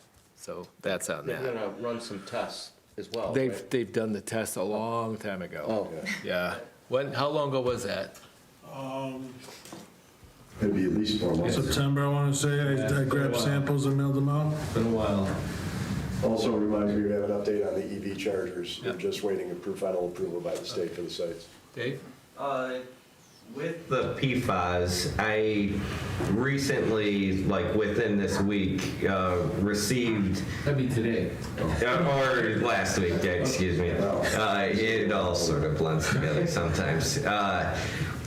I just received testing that we have to do for PFAS, like every quarter. Is that something that we could put into that lawsuit as? It depends what it comes back at.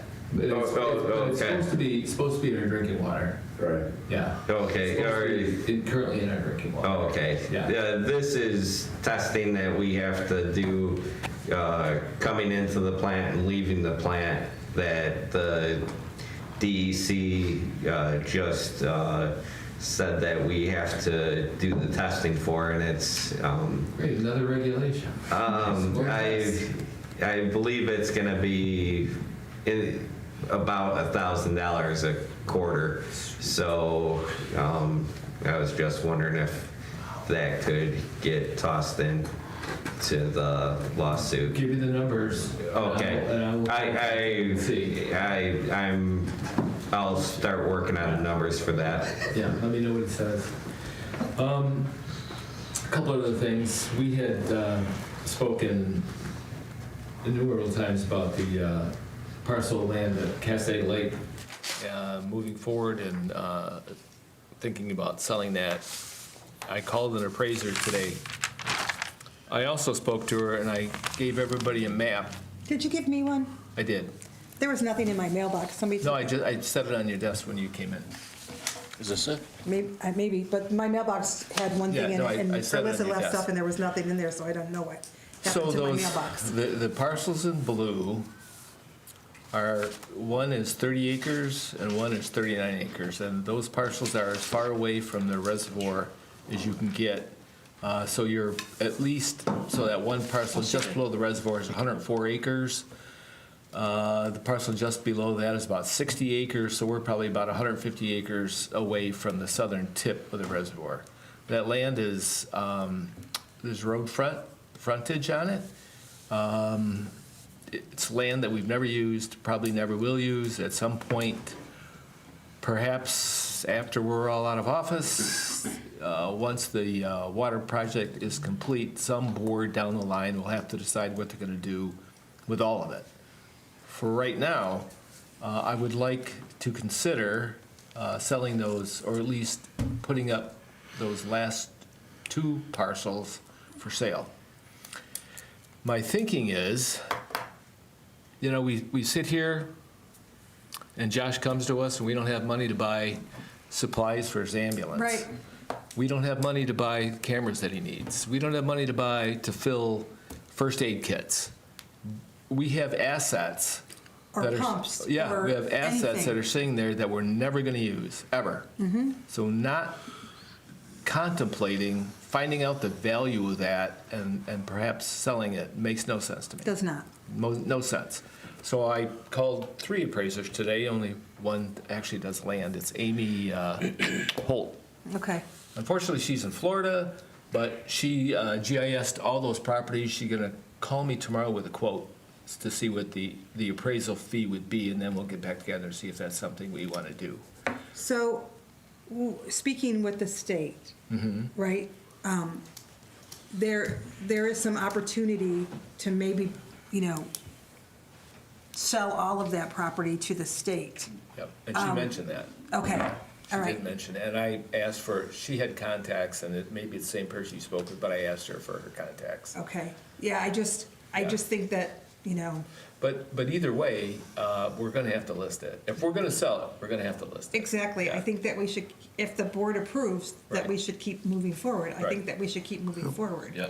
I know there was some talk at one point about some kind of a forest easement or... So the parcel that we looked into foresting is 2-4. Right. This one. Okay. They were going to use the parcel above that for access to that, To get. to get there. That foresting is still on the table. I spoke with the Bradford Foresting, or Bradford, whatever they are, a couple weeks ago, and he said the price has actually gone up a little bit. So if he wanted, he could. But there was also some finish the talk of a contract. conservation easement that would give us funds for just letting it be. And if we could get paid for just letting it sit, even for a while, it would be nice to be paid for that. He was really light on specifics. Really light on never specifics. got anywhere. No, and someone mentioned carbon capturing. That was- yeah, and it yeah. was really light, and he said, well, you would be the first. So who knows what, Well, that's or if that was iffy. even ever possible. But it still remains an option, though, It remains an option. Everything's an Although option. no one knows No what one that knows much option about it. would actually That's net us, if anything. us to find out. Because carbon capturing, you're selling credits. Right. Is what you're doing. You don't really have anything. You have credits, and then you try to sell the credits to some company that wants credits. That's the way I understood it. I have no idea what they use Kind for. of like Let's Bitcoin. get on to another fun topic. I'm not sure. Parking rates. Yes. So anyway, when I get the cost, I'll bring it back and we'll find out what she's going to charge. Let's She definitely look said into it. it would just be 2 parcels. She'd do all, this is one parcel, and then the parcel at Castaic Lake is the other parcel. Okay, so we had a meeting with Police Chief Myers and Honk, because I wanted the chief to be aware of when we go into that system, what it will mean for his officers, what their responsibilities will be. Now, long talk with Honk, the decision was kind of made that we had talked before about maybe keeping some meters. The problem with keeping some meters is we can't adjust how much they charge. So, and we talked about charging $1 an hour, I think, is the rate that we were going to charge Honk. The meters would be 50 cents an hour. So, kind of, we talked about maybe just get rid of all the meters. The free parking is still available in the east and west parking lot. I think the chief, I don't want to put words in your mouth, kind of like the idea of the Honk system. If it's something that you guys would like to go to, then we will do what you want us to do. Yeah, there was an option of having businesses have a QR code inside at their point of sale. They can scan if it's raining or snowing, or you're not out there fiddling on a ice bank with quarters. You can do it from a position of safety and not have to worry about. So I think the decision that we have to make is how much we do want to charge per hour. We're going to have to let them know. We also talked about. John, I don't mean to interrupt, but we can break it down into half-hour increments as well. Yeah, yep. We also talked about selling subscriptions for the east and west lot, the parking spots, all the southern part of those lots, because a lot of the college students park there, and selling a subscription for maybe $25 a month. And that would be subscription parking only, and we can post signs that would say that. If we agree to do this, we're going to have the attorney take a look at some of the village laws, because some of those are going to have to be updated. But I thought we need to decide exactly what we're going to do first before we asked her for those changes. So we need to decide how much we want to charge per hour. What is it right now per half hour? 25 cents. Yeah, it's nice. Same price when you used to have your horse there. 25 cents. So we. I bet it was a dime back then. Are we there? So we're talking about doubling it to $1 an hour. I think that's a reasonable rate. Okay. The $25 a month subscription for, there's 28 spots on the west lot and 20 on the east lot. And we would charge $25 a month for those. They'd have a sticker on their window to identify them as being able to be there. If I can just explain for just a second, we've been down the road, and we're going to hear it again, no matter how many times we talk about it. Well, they don't have parking meters in Westfield, and they don't have parking meters in these areas. Westfield does not have college housing on second and third floors downtown. They have very limited number of apartments on their main street. Most of theirs is neighborhood living. We have second and third level apartments. We've already run into a couple situations this winter where students went home for Christmas break and left their cars sitting on Central Avenue, or not Temple Street, and they're gone for a month. And it interrupts DPW, it interrupts traffic, and it's illegal. So the fear is if you had and I went through this when they tried it in Jamestown. Well-meaning shopkeeper comes in, says, I'm going to stop for just a minute. Now their car's there for 7 hours, and then one of their employees pulls in behind them, and another employee pulls behind them. Suddenly you have no parking. Or students who normally would park in the back come home at night and say, oh, we're going to park right here. I don't have to pay for it anymore. And suddenly you have no more parking, or it's inconvenient parking. So that's why you have to have some type of parking meter or program like this. With the program, you don't have to have as many signs as you did meters. Okay, so they're in zones. And we saw part of the presentation last time. I don't want to keep everybody on it. But it's a good program. At one point, I believe, and Alyssa, correct me if I'm wrong, but we had revenues close to 100 grand at one point for parking and all that other stuff. We're down 20 or below at this point, right? 20,000, so that's a big decrease in parking revenues. So I appreciate the chief's time and willingness to work with us on it. And we want to thank John and Honk for a great presentation. We have talked to, John and I probably talked to 3 other companies over the course of the last year and a half. But right now, it's money being left on the table. So we could have this up and running by spring. So we've answered everybody's questions. What if I don't have a phone? What if I don't have this? What if I don't have that? All the questions have been answered. It will be something that will be a work in progress, but we need to get it going. We need to generate the revenue. And it was also brought up that it might make it easier to plow the sidewalks if there are no meters there. You just run into the signs Yeah. instead of meters, that's all. They'll, Really plowing though where the meters are. they'll be harder to see, but I'm sure you'll. I would suggest before you do the $25, that you check with the college and see what they charge. They don't charge They don't anything charge at at this all. point. No. No, but there's not any place to park on campus. But so. there is discussion of going to it, but they're not there And yet. we also have a couple businesses that park back there, trucks overnight, so. John, I remember when Hahn gave a presentation to us almost a year ago, and they seemed like they had a PowerPoint. Do we have access? Can we? I have the PowerPoint. Oh, all right. So we can put it up on, I can give it to you, we can put it up on Facebook. Yeah, maybe if you could just share it with the board so we can Certainly. That would review be that. great. Um, That's a good idea.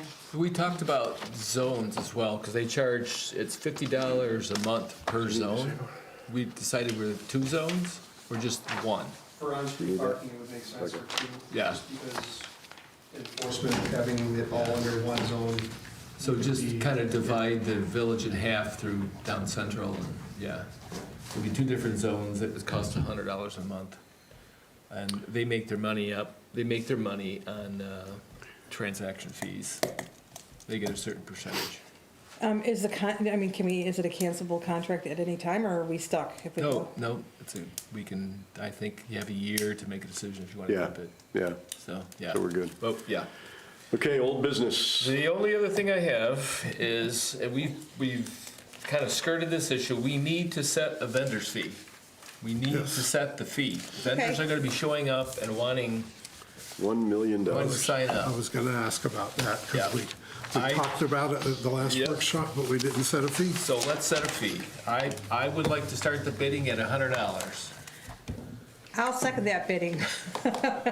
Sounds like a plan.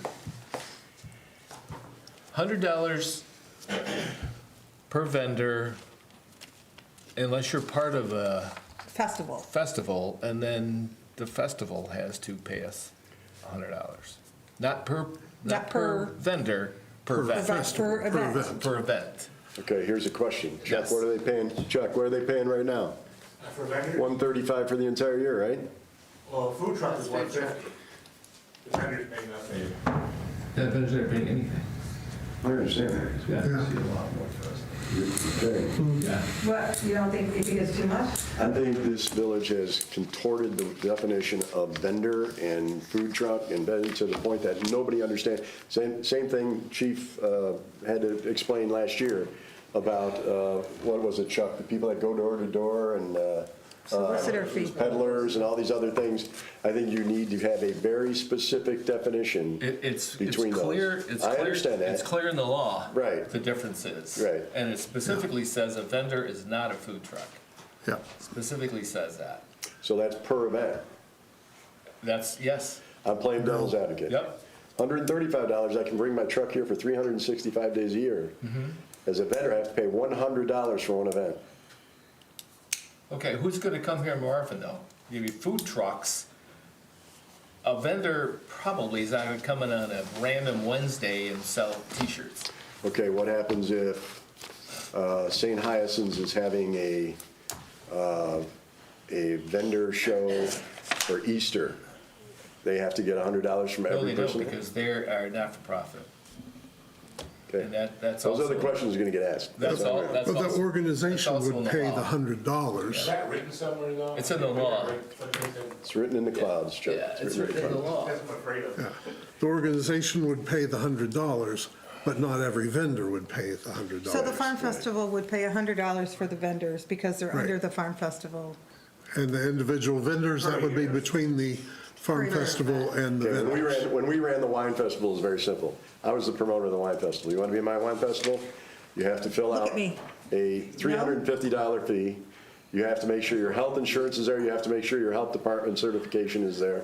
All that has to be, they give that to me, I give that to the facility that I'm renting for the event. The producer collects all of it and then brings it to the village. Now, let me throw one more wheel out there. Do we treat the farmer's market as a single event or as an event every Saturday? It's up to you guys. I would be in Well- favor of treating it as a single event because we grant them the whole summer as a single entity. I would say $100 for each Saturday and let them collect it from their vendors. Exactly, that's what I'm saying. So like if, Why should they be exempt? They make money. Confusion's bad, because why are they exempt from that? That's how this all stalled last time. Yeah. Because they came in and they complained that they were all gonna pull out, but when a regular food truck is on the street, they're paying. So my opinion is, if the farmer's market wants to pay for the vendors, it should be every Saturday. Fair? I mean, that's a good deal, because if not, every vendor's gonna have to pay, so if we're saying the farmer's market can only pay $100, that's a screaming deal. Yeah, if they've got 10 vendors, that's $10 a piece. And the vendors pay farmer's market every Saturday. yeah, They pay to be part of it. I don't know what they pay. I don't know. And that's the one thing I don't think anybody ever realized, a food truck, not only pays us the $150, but they actually pay Festivals Fredonia, where there's an event. I don't understand why they do that, but they do. But Festivals Fredonia get $150 for a food truck, and then by law, they gotta pay us. So, Yeah, I agree. Just as an aside, it's under exemptions, religious corporations, persons under the age of 18 shall be exempt from the requirements of this chapter, so.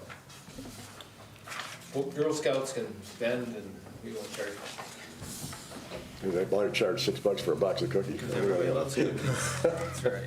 You know, what about the sentiment of, we've had pushback from the vendors before, right? Why should they have to pay anything? So, yeah, why? I'm speaking rhetorically, Okay. and just to present that because I've heard the pushback. So is Fredonia a vendor-friendly community or not in that regard? So I'm just saying that we should kind of look at the whole. Well, it cost us to have them here. We normally do the cleanup.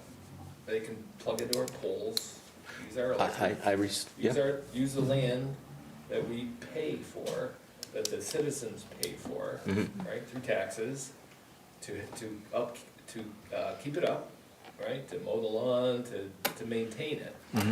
So they're, it's going towards paying those costs. So there's village costs. Right. So we want to at least cover our village costs. That's what That's an unusual concept, but yes. Well, let me throw this one out too. Boy, Since I hope I can use this as Since an we're looking example at all later. the options here, we talked about per event, which is great if it's a festival or something.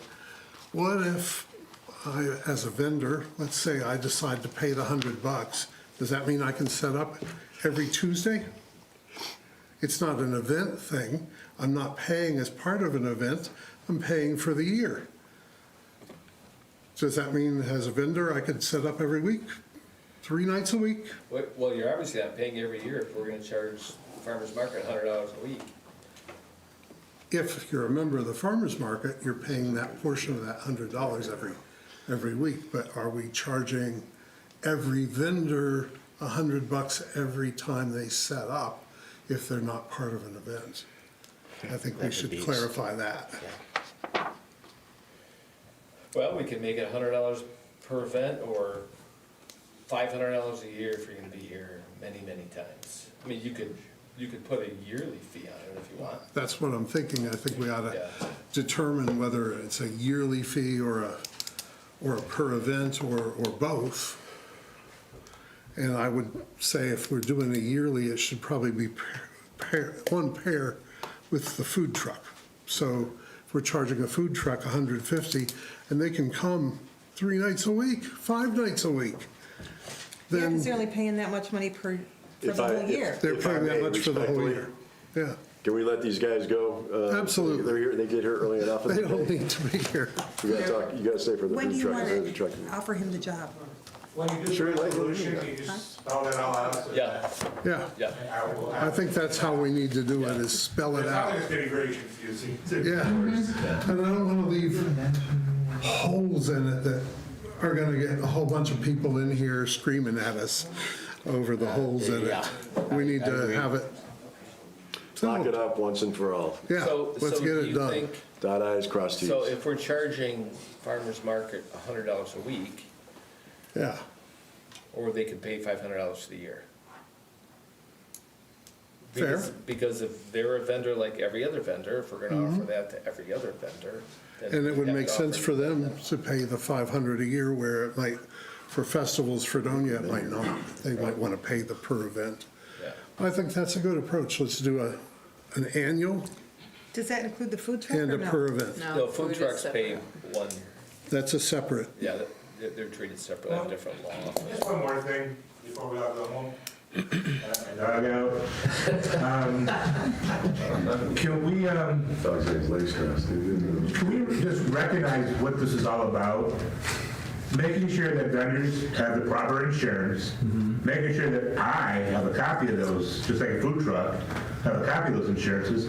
But more importantly, what are they selling? I think the chief, both chiefs and myself need to know what's being sold on those, from those vendors. Is that part of the application? It will be, yeah. To what their merchandise is. Yeah. If they've got helium there, I need to know that. If they've got gas, I need to know that. If they have liquor from the area, the chief might need to know that. So at least I can document on the website or to the email, if there's something they want to check out, then they can have their people check it out as well. Yeah. So that was the importance of this. Yeah. Yes, there should be a fee involved because our departments, are working, my department's be working a Saturday. If the festival's Fredonia is out there on a Saturday, or farmer's market on a Saturday, my guy's gonna be out there inspecting it. He gets overtime. Right. So they should be paying for that. Why should the residents pay for that if they're not using it? Yeah.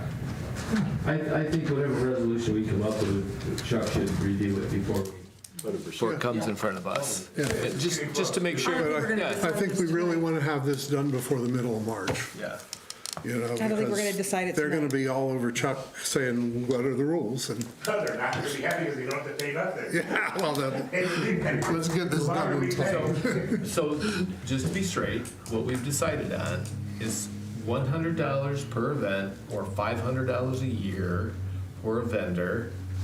If they're part of an organization, the organization will pay that fee. Do I have that? To my memory. that's We're what we voting on discussed. this Monday. Yes. Okay. Let's do that. Yeah. So we need a resolution for that. Yeah.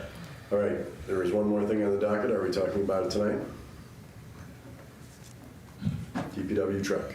I don't think we should. I think I'm good to go. We can talk about that at the next meeting.